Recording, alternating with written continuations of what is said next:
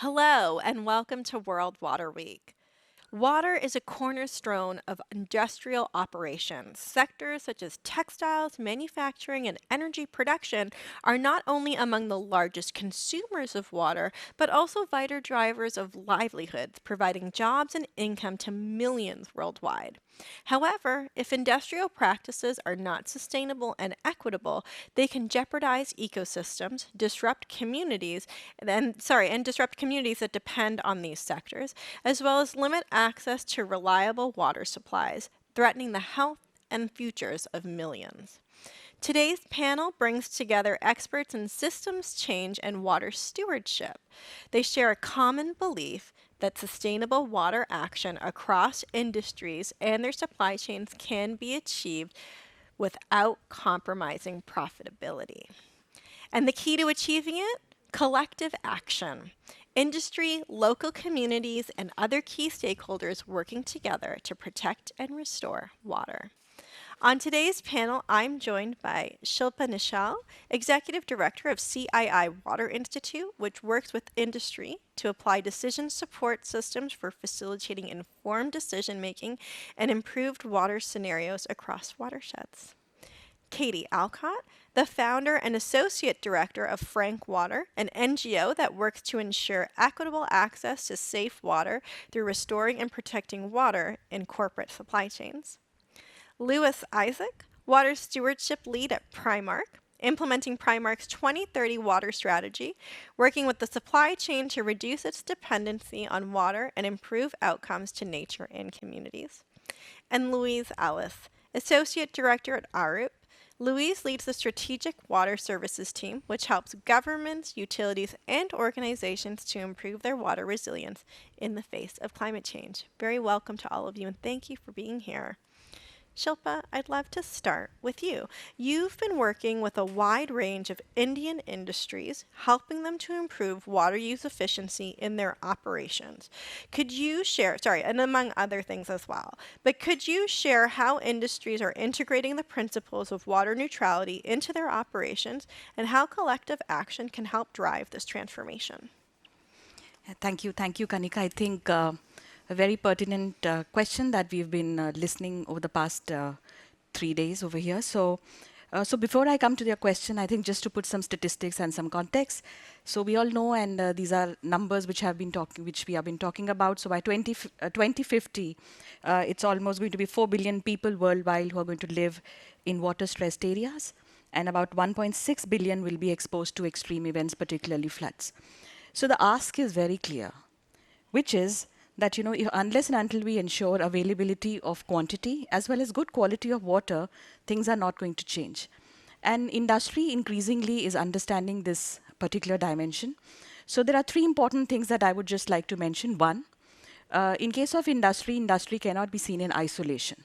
So increasingly, industries are actually not only looking at interventions which are within their plant, they're also looking at, which means improving operational water use efficiency inside the factories or the plant, but they're also moving outside and at the watershed level in terms of making sure that we are doing collective action and we are involving the communities such that it's the entire ecosystem which gets completely controlled, and at the same time we are able to move together holistically.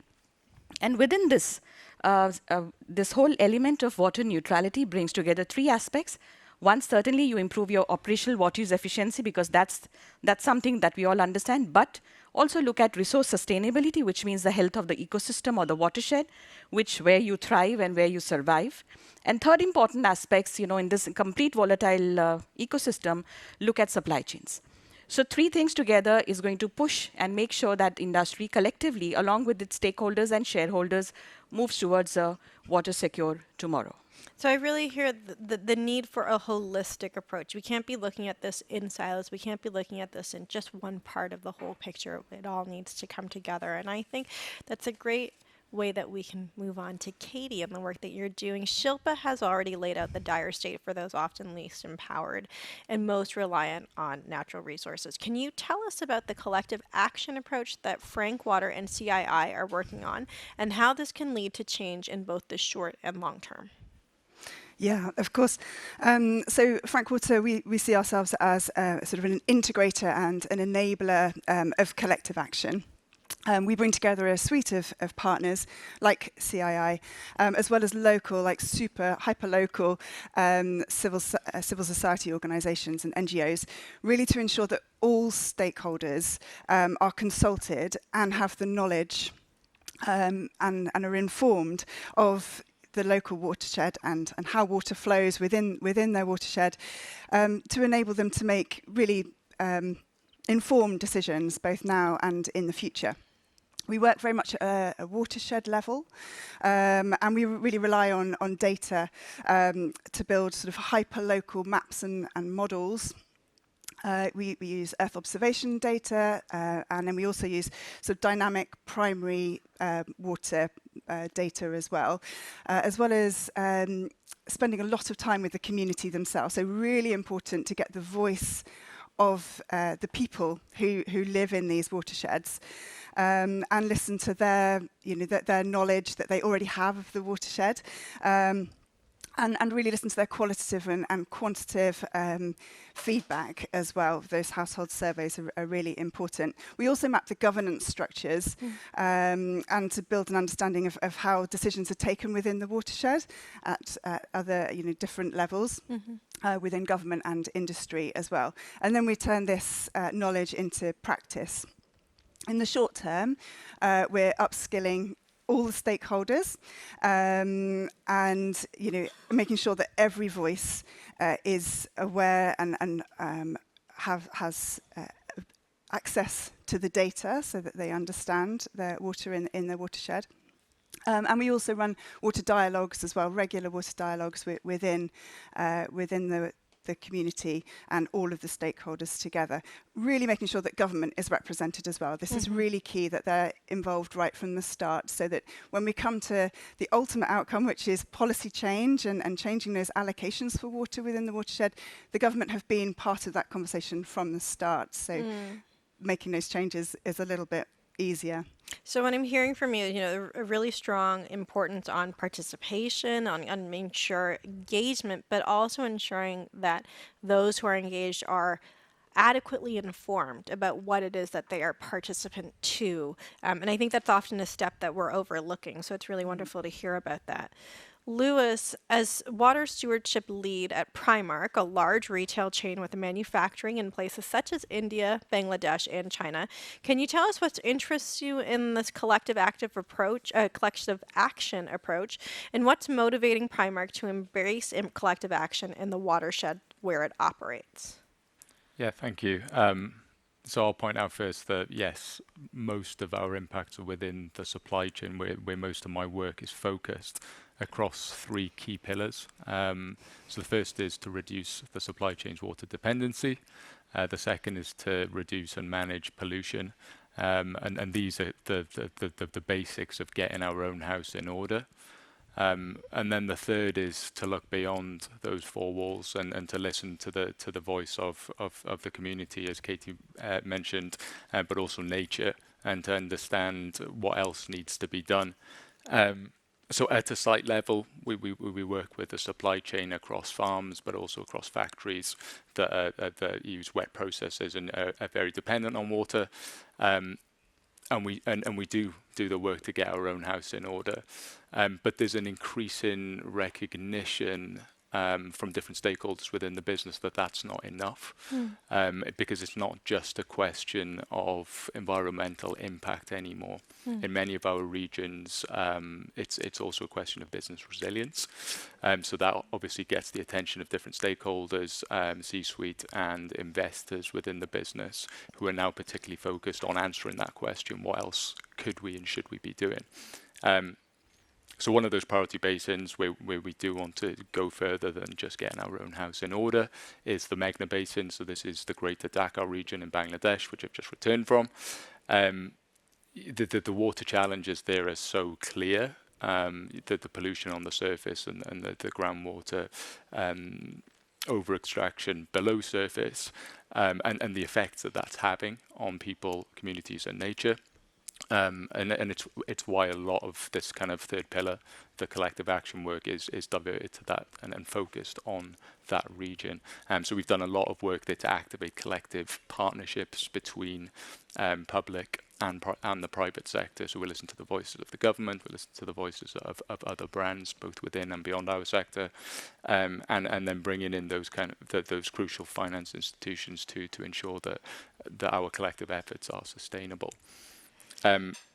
One last point, I think one of the challenges with implementing collective action, and when you do go beyond those metrics associated with getting your own house in order, it gets a little bit more challenging, and the story gets a little bit more challenging. So we are working in parallel to be able to quantify those impacts, because you're looking at a much larger scale in terms of geography when you're talking about catchments, subcatchments, and basins.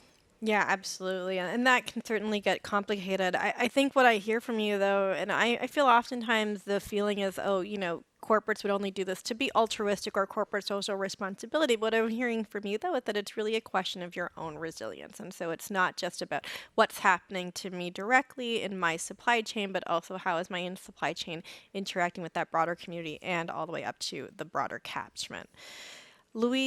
Lewis has mentioned the importance of partnering with government, and also mentioned the important work of organizations like Frank Water, who are non-government organizations, to nudge policy in the right direction. So Arup has been championing a similar approach for urban climate resilience through the City Water Resilience Program for many years, City Water Resilience Approach. Can you tell us how this approach could be better adapted for corporates? Yeah, thank you. We've been working on improving resilience both with cities and now more recently in the private sector. We started with the City Water Resilience Approach, which is a participatory framework designed to help cities and the basins within where they're located and based to understand and strengthen their water resilience. It's not just about the infrastructure, crucially. It's about taking the holistic view, so looking at leadership, governance, strategy, planning, finance, ecosystems, and health and well-being.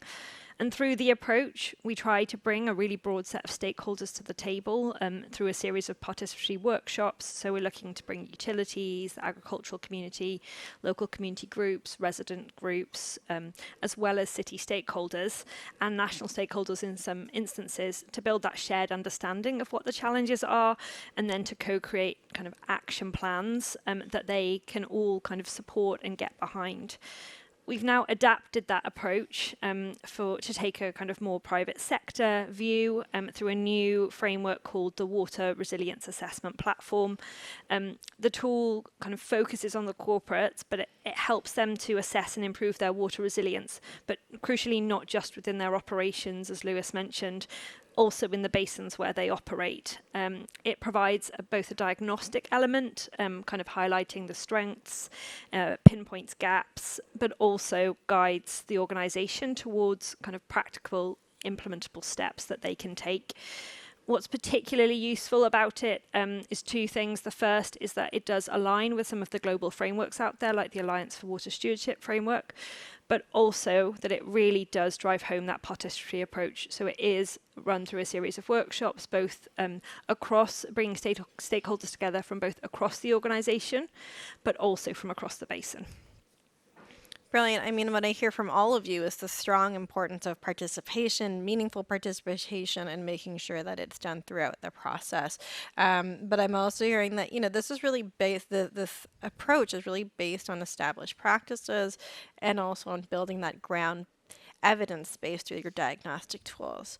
Shilpa, I'd like to come back to you. You and Katie have talked about getting every stakeholder involved in the project. So what does this mean on a practical level?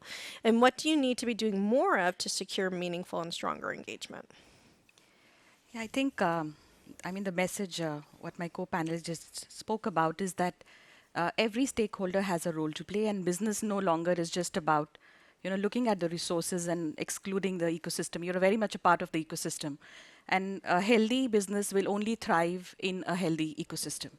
So if this kind of an inclusive approach needs to be taken forward, each stakeholder has to have a role to play.